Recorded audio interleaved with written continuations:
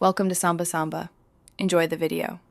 You start by ensuring your iPhone 14 Pro Max is unlocked and has enough battery. This prevents interruptions while changing network modes. Once done, make sure the physical SIM or eSIM is active because carrier policies can affect available options.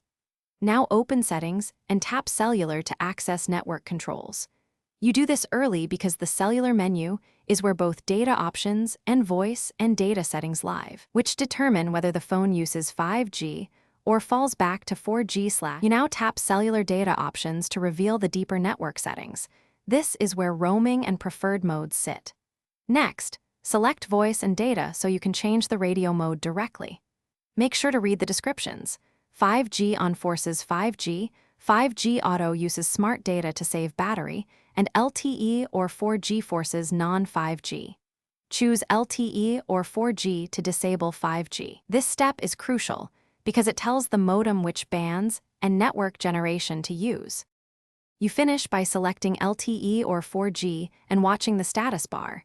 It should switch from 5G to LTE or 4G within a few seconds, confirming the change. If the phone still shows 5G, toggle airplane mode on then off or restart the iPhone to reset the modem. Make sure to check carrier settings updates in Settings General About. If options are missing or 5G remains enforced, contact your carrier since some plans or SIM profiles force 5G at the network level. Thanks for watching. Consider subscribing if we helped you.